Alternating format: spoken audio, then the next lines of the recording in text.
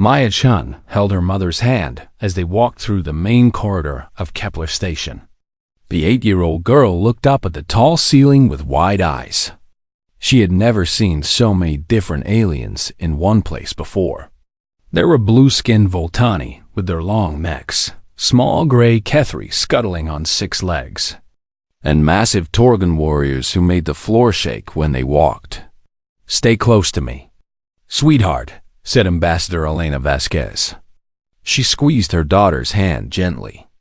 Elena had brought Maya to this meeting because the girl was curious about other worlds. The cultural exchange was supposed to be safe and educational. Kepler Station was a neutral zone where different species could meet and trade. The Galactic Council had built it in empty space, far from any home world. Every species had to follow the same rules here. Violence was forbidden. Everyone was supposed to be protected. Maya pointed at a group of tall, silver-skinned aliens with 4 arms. "Mom, what are those ones called?" "Those are hegemony officers," Elena said quietly. "They think their species is better than everyone else. Just stay away from them, okay?" The hegemony delegation was led by Commander Zixtala. She stood 7 feet tall with sharp features and cold yellow eyes. Her silver uniform had many medals on it. Other aliens moved out of her way when she walked past. They were afraid of her. The cultural exchange meeting was boring for Maya. Adults talked about trade agreements and mining rights. Maya tried to pay attention, but the words were too big and complicated. After an hour, she asked her mother if she could go look at the gift shop. "All right, but don't go far," Elena said. "Stay in this section of the station. Come back in 30 minutes. Maya nodded and skipped out of the meeting room. The corridor outside had big windows that showed the stars. Maya pressed her face against the glass and watched a cargo ship dock with the station. Space was so beautiful and big. She was so busy looking at the stars that she didn't see Commander Zixtala coming toward her. Maya turned around quickly to go to the gift shop. She bumped right into the tall alien's legs. "Sorry," Maya said, looking up at the towering figure. "I didn't see you there." Commander Zixtala looked down at the small human child. Her yellow eyes filled with anger and disgust. Maya was just a little girl, barely reaching the alien's waist. To Zixtala, humans were nothing more than primitive animals that had gotten lucky with space travel. "Filthy creature," Zixtala snarled. "How dare you touch me?" Maya stepped back, scared by the alien's angry voice. "I said I was sorry. It was an accident. Your kind needs to learn respect," Zixtala said. Her forearms moved fast. She raised her right hand and struck Maya across the face with tremendous force. The blow sent the little girl flying into the metal wall. Maya's arms snapped with a loud crack. Her head hit the wall hard enough to fracture her skull. She crumpled to the floor like a broken doll. Blood pooled under Maya's head. She didn't move. She didn't make a sound. Other aliens in the corridor stopped and stared. Some gasped. Others just watched in shock. A Voltani doctor rushed over to check on Maya, but everyone else stayed back. Nobody wanted to challenge a hegemony commander. Station security arrived within minutes. They saw the blood, the unconscious child, and Commander Zixtala standing over her with satisfaction on her face. The security cameras had recorded everything. "What happened here?" asked the head of security, a nervous Kethri named Veltar. "The primitive bumped into me," Zixtala said calmly. "I was teaching it proper behavior." Veltar looked at Maya's broken form and felt sick. The child might die from her injuries. But Zixtala was a high-ranking hegemony officer. The hegemony was one of the most powerful species in the galaxy. They could destroy entire planets if they wanted to. "Commander," Veltar said carefully, "this child is badly hurt. We need to call medical teams and contact her family." "Do what you want with the creature," Zixtala said. I claimed diplomatic immunity. This matter is closed. Ambassador Elena Vasquez arrived just as the medical team was loading Maya onto a stretcher. When she saw her daughter's pale face and broken body, she screamed. Elena tried to follow the medical team, but security held her back for questioning. "My daughter," Elena sobbed. "What happened to my daughter?" Veltar showed Elena the security footage. She watched in horror as the massive alien struck her little girl. Elena's hands shook with rage and grief.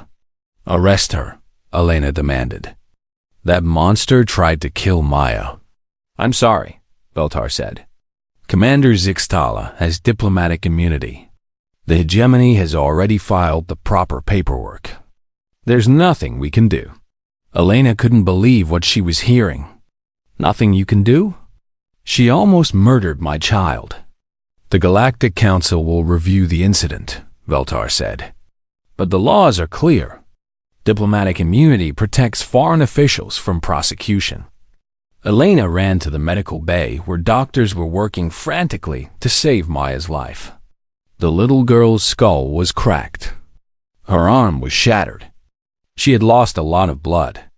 The alien doctors did their best, but human medicine was more advanced. Maya needed proper human medical care. Elena contacted the human embassy and demanded immediate transport to Earth. She also sent an emergency message to her husband, Captain Marcus Chen of the Human Colonial Defense Force. She told him what had happened to their daughter. Marcus was on patrol near the outer colonies when he got Elena's message. He read it 3 times before it sank in. Someone had nearly killed his little girl. The station authorities were doing nothing about it. The alien who hurt Maya was going to walk free. Marcus looked at the stars outside his ship's window. His hands clenched into fists. He thought about Maya's smile, her laugh, the way she always ran to hug him when he came home. Now she was fighting for her life because some alien monster thought humans were beneath her. Marcus sent a coded message to his sister, Admiral Sarah Chun. The message was short. Protocol Omega. Maya hurt. Need extraction team. Sarah Chun was in a meeting at Fleet Command when she got her brother's message. She read it twice, then quietly left the room. Protocol Omega was humanity's darkest contingency plan. It was what they did when their own people were hurt by aliens in Council space, and the Council refused to deliver justice. Sarah walked to her private office and locked the door. She opened a special communication channel that only a few humans knew about. Within an hour, 3 cargo ships received new orders. Their captains were told to change course immediately. The galaxy thought it knew humans. They saw them as a young species, barely out of their home system. Primitive, weak, easy to push around. The galaxy was about to learn why Earth was called a death world, and why you never ever hurt a human child. Maya Chun lay unconscious in the medical bay, machines keeping her alive. Her mother sat beside her, holding her small hand and whispering prayers. Neither of them knew that across human space, a storm was gathering. Commander Zixtala returned to her ship, proud of putting an inferior species in its place. She had no idea that she had just signed her own death warrant. Maya Chan had been in the medical bay for 12 hours. The human doctors who arrived from Earth worked around the clock to save her life. They had to rebuild her shattered arm with metal pins and screws. The crack in her skull required delicate surgery to prevent brain damage. Elena sat in the chair next to Maya's bed, holding her daughter's small hand. The machines beeped softly, showing that Maya was still alive but very weak. Elena had not slept or eaten since the attack. Her eyes were red from crying. Captain Marcus Chun arrived on the next transport ship. When he saw his daughter lying so still and pale, his jaw tightened. Marcus was a big man, built strong from years of military service. His hands were gentle as he touched Maya's cheek, but Elena could see the anger burning in his eyes. Any change? Marcus asked quietly. The doctors think she'll live, Elena whispered. But Marcus, they don't know if there will be brain damage. She's just a baby. Marcus nodded and sat down beside his wife. He looked at Maya's bandaged head and the cast on her tiny arm. Someone had done this to his little girl.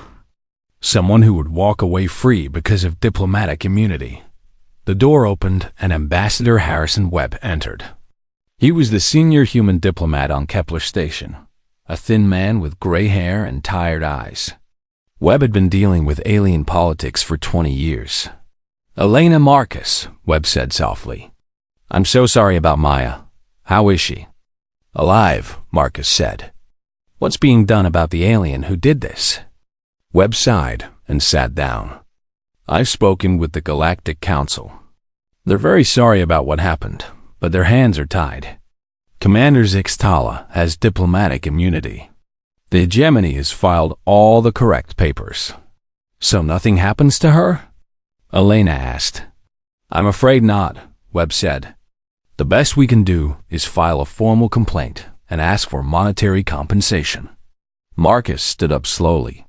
Monetary compensation for nearly murdering my daughter. Marcus, I understand your anger, Webb said. But we have to work within the system. We can't afford to make enemies of the hegemony. They're too powerful. Marcus walked to the window and looked out at the stars. Elena could see his reflection in the glass, and she knew that look. It was the same expression he had during the war when he planned his most dangerous missions. Of course, Marcus said calmly. We'll work within the system. Webb seemed relieved. Good. I know this is hard, but we have to think about the bigger picture. Humanity is still new to galactic politics. We can't appear weak, but we also can't be seen as violent. After Webb left, Marcus made a call on his encrypted communicator. Sarah, it's me. Admiral Sarah Chun answered immediately. How's Maya? Alive. Barely. Marcus looked at his sleeping daughter. The council won't do anything. Diplomatic immunity. I see. Sarah's voice was cold. Have you thought about taking some leave time? Maybe visiting the outer colonies for a few weeks? Marcus understood. His sister was offering him deniability. If he was officially on leave, he couldn't be blamed for anything the military did. That sounds like a good idea. I need some time to think. Take all the time you need, Sarah said. I'll handle things here. After Marcus hung up, Elena looked at him with worry. What are you planning? Nothing, Marcus said. I'm going to take some leave and stay here with you and Maya. But Elena knew her husband too well. She had seen that calm expression before, during the war against the Craven pirates. It was the look of a man who had already decided someone was going to die. Meanwhile, across the galaxy, 3 cargo ships received new orders. The ships were registered as civilian vessels carrying farming equipment and terraforming supplies. Their captains were listed as independent traders looking for work. Captain Rodriguez of the freight ship Peaceful Harvest read his new orders twice. Then he smiled and called his crew to the bridge. Change of plans, people. We're heading to the Kepler sector. What about our cargo? Asked his first officer. We're keeping it, Rodriguez said. But we're going to put it together first. The crew of the Peaceful Harvest began opening cargo containers that had been sealed since leaving Earth. Inside were not farm machines, but carefully packaged components of advanced human military hardware. Stealth drives that could hide a ship from any scanner. Weapon systems that had been tested in secret. Armor plating that could stop almost any alien weapon. The same scene was happening on 2 other ships. The Quiet Thunder and Morning Star were also unpacking very special cargo.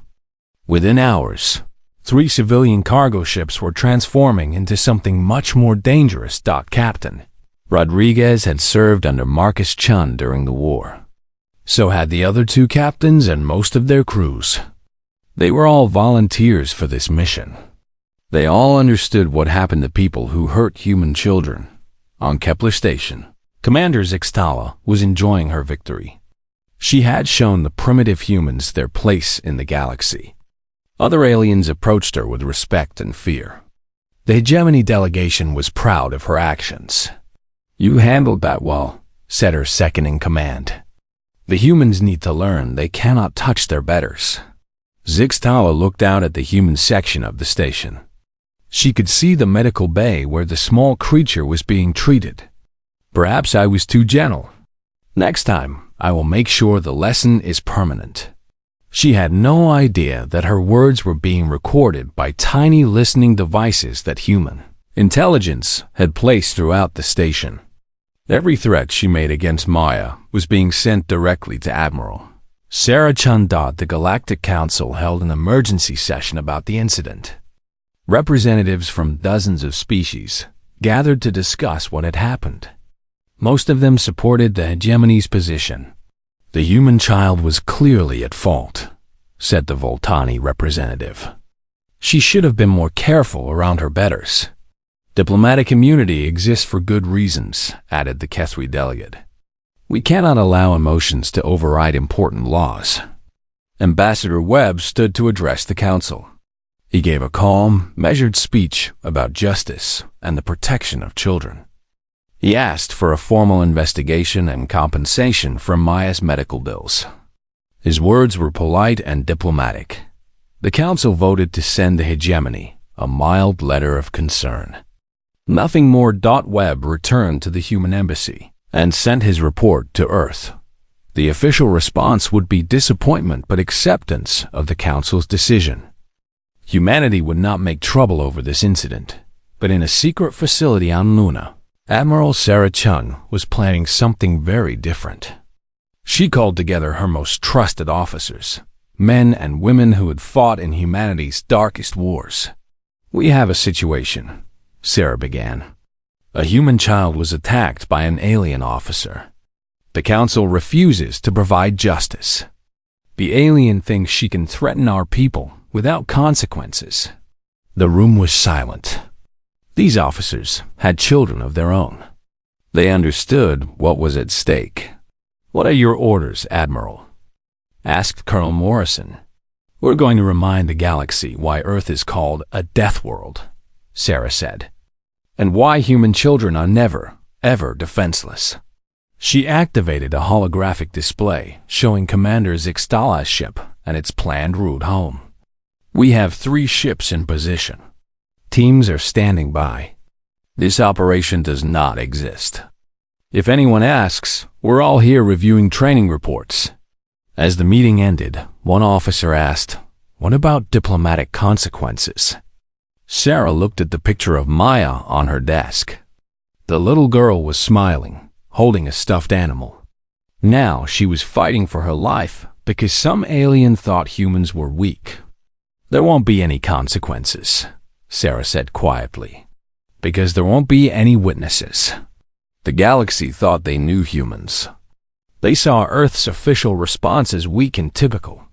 The primitive species was learning to accept their place in galactic hierarchy. They had no idea that the real response was just beginning. Commander Zixtala stood on the bridge of her flagship, the Supremacy. The massive hegemony warship was surrounded by 12 heavy cruisers, each one capable of destroying a small planet. She felt safe and powerful as her fleet left Kepler Station behind. "Set course for home," Zixtala ordered. "Maximum speed." "Yes, Commander," replied her navigation officer. "We should reach hegemony space in 4 days." Zixtala smiled with satisfaction. The incident with the human child had gone perfectly. She had shown the primitive species their place, and the Galactic Council had supported her right to diplomatic immunity. Other aliens would think twice before disrespecting the hegemony. Again, she had no idea that 3 ships were already following her. The peaceful harvest hung in empty space, completely invisible to hegemony sensors. Captain Rodriguez watched the alien fleet on his display screen.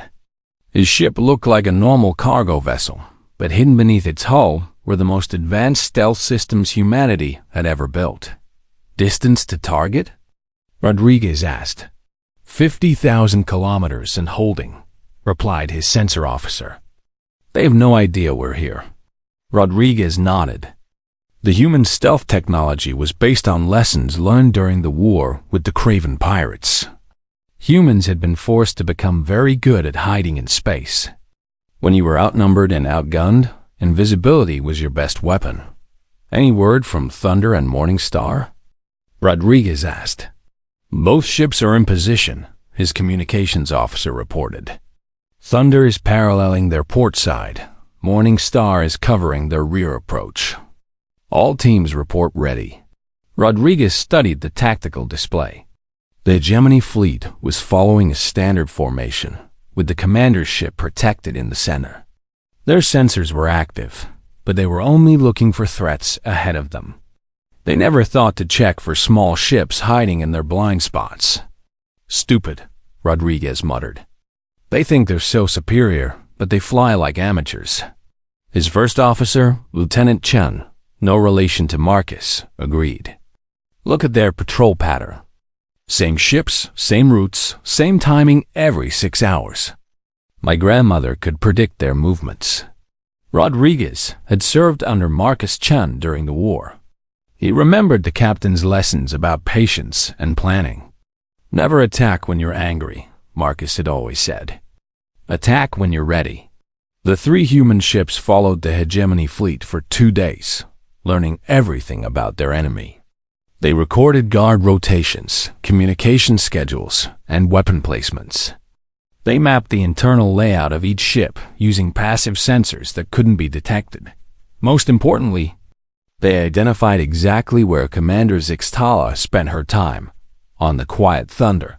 Captain Lisa Park was reviewing the intelligence her team had gathered. Park was a small woman with sharp eyes who had specialized in boarding operations during the war. Her ship carried the assault team that would capture their target. The commander's quarters are here, Park said, pointing to a holographic display of the supremacy. She follows the same routine every day. Dinner at 1800 hours, reports at 1900 hours, sleep at 2200 hours. Her team leader, Sergeant Major Williams, nodded. What about guards? 2 sentries outside her door, rotating every 4 hours.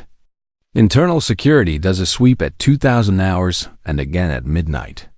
There's a 15-minute window during shift change when the corridor will be empty. Williams had personally volunteered for this mission when he heard what happened to Maya-chan. He had 3 daughters of his own. How do we get past their shields? That's the beauty of it, Park said with a cold smile. We don't. We're already inside their defense perimeter. They think we're empty space. On the 3rd day, the Hegemony fleet stopped for routine maintenance at a refueling depot in the neutral zone. It was a remote station, far from any inhabited worlds. Perfect for what the humans had planned. Captain Rodriguez watched the alien ships dock with the station. This is it, people. Thompson, what's our status? Chief Engineer Thompson looked up from his console. Stealth systems are operating at maximum efficiency. Weapons are powered and ready. Boarding pods are armed and standing by. Rodriguez opened a channel to the other human ships. Thunder, Morning Star, this is Harvest. Execute Operation Sleeping Giant in 30 minutes. Thunder confirms. We are ready. Morning Star confirms. Let's do this for Maya. The assault began during the Hegemony's shift change. Security guards were returning to their posts while their replacements were still getting briefed.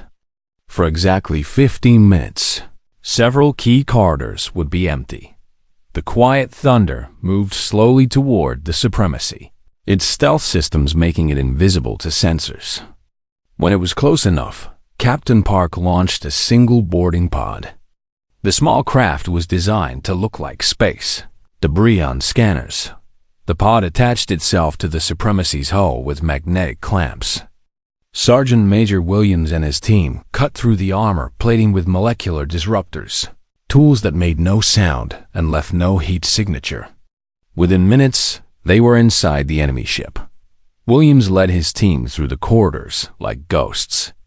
They had studied the ship's layout for 3 days and knew exactly where to go. Their black armor absorbed light and muffled sound. The few aliens they encountered never knew what hit them. Approaching target location, Williams whispered into his communicator. 2 guards confirmed outside Commander's quarters. "Take them," Park replied from the thunder. Williams and his partner moved like shadows. The hegemony guards were tall and strong, but they had never faced human special forces. The first guard went down silently, paralyzed by a nerve disruptor. The second guard had just enough time to look surprised before he joined his partner on the floor. "Guards neutralized," Williams reported. Moving to secondary objective. While Williams prepared to capture Commander Zixtala, the rest of his team was busy elsewhere on the ship. They placed small charges on critical systems and installed surveillance devices that would record everything. When this was over, the humans wanted proof of what they had done. In her private quarters, Commander Zixtala was enjoying a meal and reading reports about her upcoming promotion. Attacking the human child had impressed her superiors. There was talk of giving her command of an entire battle fleet.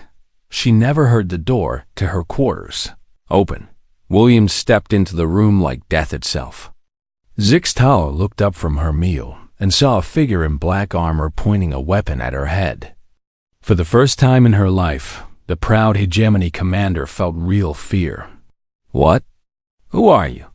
She stmmere. Williams removed his helmet, revealing the face of a middle-aged human with cold, angry eyes. "My name is Sergeant Major Williams, Earth Colonial Defense Force. You hurt one of our children." Zixtala's fear turned to rage. "You cannot be here. I have diplomatic immunity. I am protected by galactic law." "Diplomatic immunity protects you from prosecution," Williams said calmly. "It doesn't protect you from us." Williams pulled out a device that projected a holographic image. It showed Maya Chen lying in the medical bay, small and broken, with machines keeping her alive. "This is Maya Chen," Williams said. "She's 8 years old. She likes flowers and drawing pictures of spaceships. You nearly killed her because she accidentally bumped into you." Zixtala tried to reach for an alarm, but Williams was faster. The neural disruptor in his hand could paralyze or kill, depending on the setting. Right now, it was set to paralyze. "You're coming with us," Williams said. "You're going to answer for what you did." As Zixtala's body went limp, Williams spoke into his communicator. "Target acquired. Beginning extraction." Williams lifted the paralyzed alien commander and carried her toward the exit. His team had already cleared a path to the hull breach where their pod was waiting. In 17 minutes, they would be gone. The hegemony crew continued their routine maintenance, completely unaware that their commander had been taken. The security cameras showed nothing. The sensors detected no intruders. It would be hours before anyone realized what had happened. By the time the alarm finally sounded, the 3 human ships had vanished into the vast darkness between stars. They carried with them the proof they needed and the justice the Galactic Council had refused to provide. Commander Zixtala, the proud alien who had thought herself untouchable, was now learning what humans did to those who harmed their children. The galaxy was about to discover why Earth was called a death world, and why human children were never truly defenseless. The hunt was over. Now came the reckoning. Commander Zixtala woke up in a small white room. Her body felt heavy and strange. When she tried to move, she realized she was strapped to a medical table. Bright lights shone down from above, making her eyes water. "Where am I?" she demanded, but her voice came out weak and scratchy. A door slid open, and Captain Marcus Chun walked in. He was a big man with broad shoulders and scarred hands. His face was calm, but his eyes burned with controlled anger. Behind him came two other humans in military uniforms. "You're on a human ship," Marcus said simply. "My ship." Zixtala's memory came back in pieces. The boarding, the human soldiers, being taken from her quarters. She tried to pull at her restraints, but they were too strong. "This is illegal," she shouted. "I have diplomatic immunity. You cannot hold me." Marcus pulled up a chair and sat down next to the table. He looked at the alien who had nearly killed his daughter. "You keep talking about diplomatic immunity. Do you know what that actually means?" "It means you cannot touch me," Zixtala snarled. "The Galactic Council will destroy your primitive species for this." Marcus shook his head. Diplomatic immunity protects foreign officials from being prosecuted by local courts. It means the police can't arrest you and the courts can't try you. But we're not police, and this isn't a court. He leaned closer. This is a father dealing with someone who hurt his child. Zixtala felt a chill of fear. These humans were not following galactic law. They were operating by rules she didn't understand. "What do you want?" she asked. Marcus activated the holographic projector. Images filled the air above the table. Maya shone laughing as she played in a park. Maya drawing pictures of spaceships. Maya hugging her father before he left for his mission. "I want you to see who you attacked," Marcus said. "This is my daughter Maya. She's 8 years old. She loves animals and wants to be a doctor when she grows up." The images changed. Now they showed Maya lying in the medical bay, broken and bleeding. Machines breathing for her. Doctors working frantically to save her life. "This is what you did to her," Marcus continued. "You nearly killed an innocent child because she accidentally bumped into you." Zixtala tried to look away, but the restraints held her head in place. "She's just a human. Your species is primitive. You need to learn your place in the galaxy." Marcus was quiet for a long moment. When he spoke again, his voice was deadly calm. "You think we're primitive. You think we're weak. That's why you felt safe hitting a little girl." He stood up and walked to a control panel. "Let me tell you something about humans, Commander. We come from a world where everything tries to kill us. The weather, the animals, the diseases, even the plants. We survived by being tougher and meaner than anything else on our planet." The hologram changed again. It showed images of Earth, massive storms, volcanic eruptions, predators with huge teeth and claws. Then it showed humans fighting back, hunting creatures 10 times their size, building cities in the most dangerous places. "We learned something important," Marcus said. "The universe doesn't care about laws or rules or diplomatic immunity. The universe only respects strength. And we learned how to be very, very strong." Zixtala watched the images with growing fear. She had always thought of humans as weak newcomers to galactic civilization. These images showed something very different. "You want to know why they call Earth a death world?" Marcus asked. "It's because we had to become killers to survive. And the one thing that makes us most dangerous is when someone threatens our children." Dr. Sarah Kim entered the room carrying a medical scanner. She was a small woman with gentle eyes, but her voice was cold when she looked at Zixtala. "Is this the one who hurt Maya?" she asked. "Yes," Marcus replied. Dr. Kim ran her scanner over the alien commander. "Interesting physiology. 4 hearts, redundant nervous systems, rapid healing factors. Very tough." She looked directly at Zixtala. "Maya is awake now. She asked me why the alien lady hurt her. I told her some people are just monsters." Zixtala felt a surge of anger. "How dare you call me a monster? I am a superior being. Your species exists only because we allow it." Dr. Kim and Marcus exchanged looks. The alien still didn't understand. "Commander," Marcus said patiently, "let me explain something about human history. Every time someone has tried to hurt our children, We've destroyed them completely. Pirates who kidnapped human kids. We hunted them across the galaxy until none were left. Slavers who took human families. Their entire organizations just disappeared one day. He showed her more images.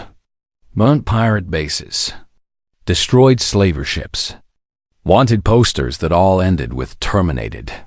The galaxy thinks these were police actions, Marcus continued. Official military operations. They weren't. They were parents and soldiers.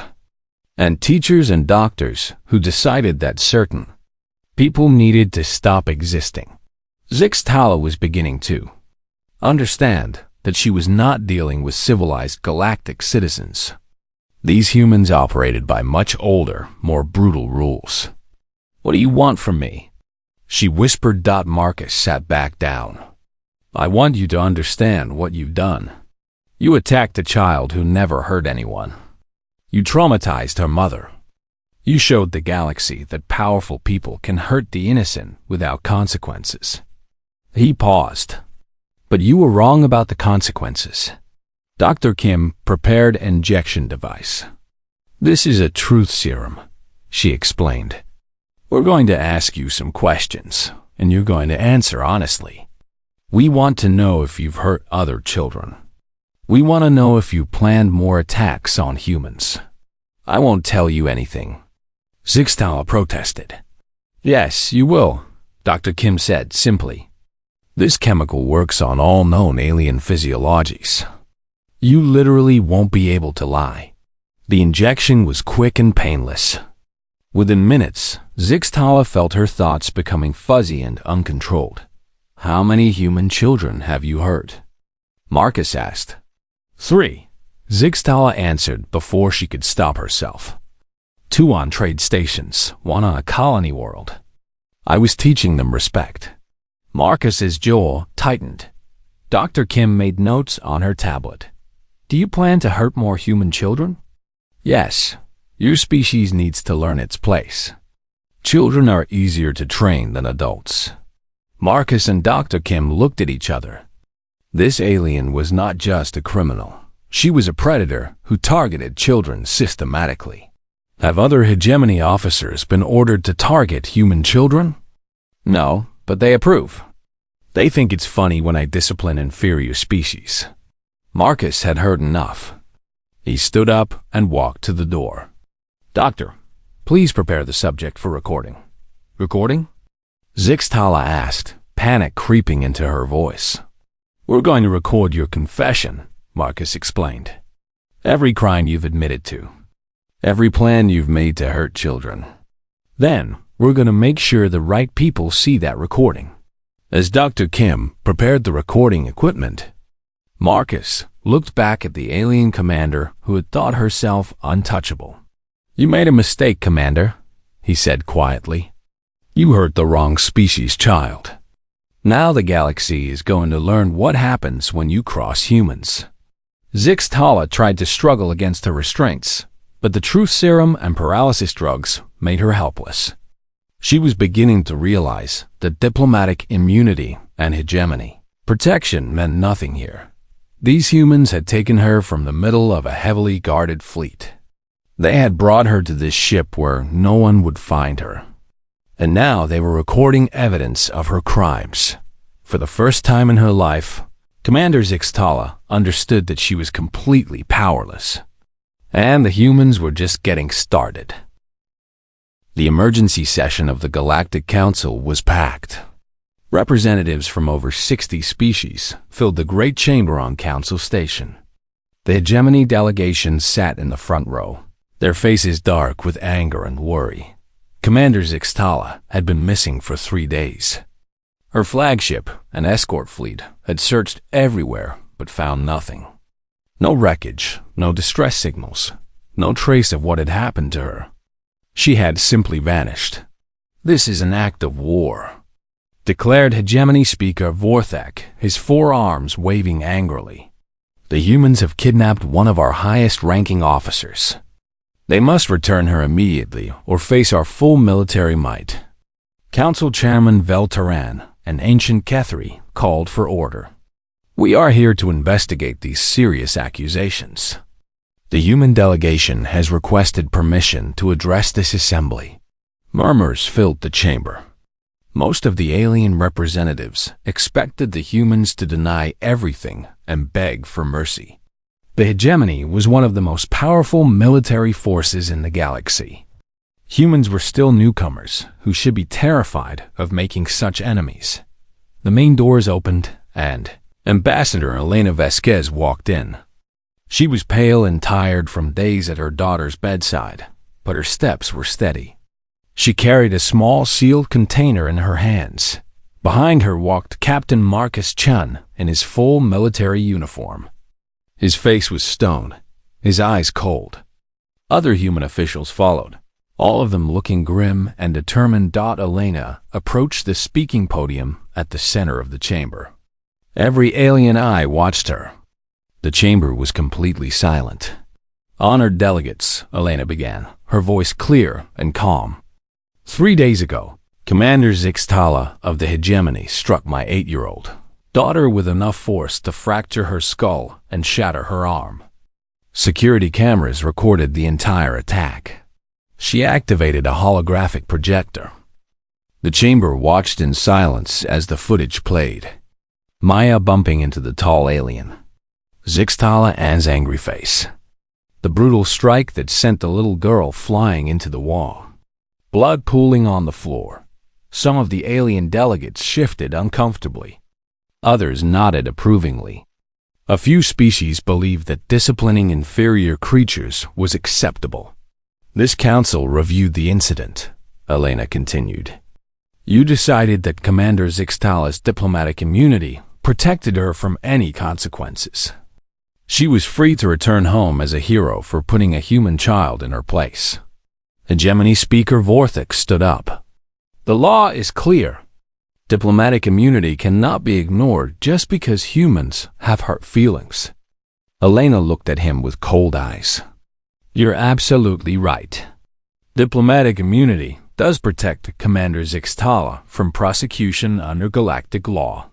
She placed the sealed container on the podium and slowly opened it. The chamber gasped as she lifted out Commander Zixtala's severed head and placed it before the council. However, Elena said calmly, diplomatic immunity only protects officials from legal prosecution. It does not protect them from older forms of justice. Panic erupted in the chamber. Delegates shouted in outrage and fear. Some species had never seen such a display of violence. Others understood exactly what the humans were saying. Chairman Veltaran called for order, but it took several minutes for the noise to die down. When silence finally returned, Elena continued speaking as if nothing had happened. Before her death, Commander Zixtala confessed to attacking 3 other human children in the past 2 years. She also confessed to planning future attacks because she enjoyed disciplining inferior species. Here is her full confession. The hologram showed the recording from the human ship. Commander Zixtala, strapped to the medical table, admitting her crimes under the influence of truth serum. Her words were clear and damning. She hurt children because she thought she was untouchable, Elena said. She thought humans were too weak and primitive to fight back. She was wrong. Marcus stepped forward and activated another projector. This one showed the human assault on the Supremacy, the stealth ships appearing from nowhere, the boarding operation, the extraction of Zixtala from the middle of her heavily guarded fleet. Impossible, whispered a Voltani delegate. No one can penetrate hegemony defenses. We did more than penetrate them, Marcus said. His voice was quiet but carried clearly through the chamber. We took their commander from her own flagship while surrounded by 12 heavy cruisers. Their entire escort fleet never knew we were there. The implications sent a chill through the assembled delegates. If humans could reach a hegemony commander in the middle of space, they could reach anyone, anywhere. Elena walked closer to the alien delegates. Maya is awake now. She asked me why the alien lady hurt her. I told her some people are monsters, But monsters can't hurt good children because there are people who stop monsters. She looked directly at the hegemony delegation. My daughter is safe because Commander Zixtala is dead. Every human child in the galaxy is safer because monsters know there are consequences for their actions. Speaker Vorthik found his voice. This is terrorism. You cannot murder diplomats and claim it's justice. Elena smiled, but there was no warmth in it. We didn't murder a diplomat. We executed a child abuser. There's a difference. She picked up Zixtala's head and held it up for everyone to see. This is what happens to people who hurt human children. Not trials, not prison, not diplomatic protests. Death. Chairman Velteran struggled to maintain order. Ambassador Vasquez, this display is highly inappropriate. The Council demands an explanation for these illegal actions. Illegal? Elena laughed. Chairman, let me explain something about human law. When someone attacks our children, galactic law stops applying. Ancient law takes over. The law that says protect the innocent, punish the guilty, and make examples of monsters. She placed the head back in its container. The hegemony wants to know what happened to their commander. Now you know. Anyone else who wants to hurt human children is welcome to find out what we do to child killers. Marcus stepped up to the podium. This council failed to protect an innocent child. You chose politics over justice. So we provided our own justice. He looked around the chamber, making eye contact with delegates from different species. Earth is called a death world for a reason. We didn't become apex predators by being civilized. We became civilized after we became apex predators. Elena sealed the container and prepared to leave. Maya wants to thank the Council for this educational experience. She now understands that when civilization fails to protect children, sometimes monsters have to be reminded why civilization exists. As the humans turned to go, Elena spoke one last time. There are two types of species in this galaxy: those who protect human children and those who become object lessons. Choose carefully. The chamber erupted again as the human delegation left. Some aliens demanded immediate military action. Others urged caution. A few quietly decided that human children should probably be left alone. Speaker Vorthik screamed threats about hegemony revenge, but his voice shook. His species had lost a commander and a flagship's worth of pride in one night. The humans had demonstrated capabilities that no one suspected they possessed. More importantly, they had shown they were willing to use those capabilities to protect their young dot as Elena and Marcus walked through the station's corridors. Other species moved out of their way. Word was already spreading through the galaxy. Humans were not the weak, primitive newcomers everyone had assumed. They were patient hunters who never forgot a threat to their children. Maya Chen was sitting up in her hospital bed when her parents returned. Her arm was still in a cast, but she was smiling and drawing pictures with her good hand. How did it go? She asked. Elena kissed her daughter's forehead. Very well, sweetheart. I don't think anyone will hurt human children again for a very long time. Maya nodded seriously. Good. Other kids should be safe too. As the news spread across human space, the message was clear. Earth's children were under the protection of the most dangerous species in the galaxy. And that protection came with a very simple promise. Touch one of our children, and we will find you.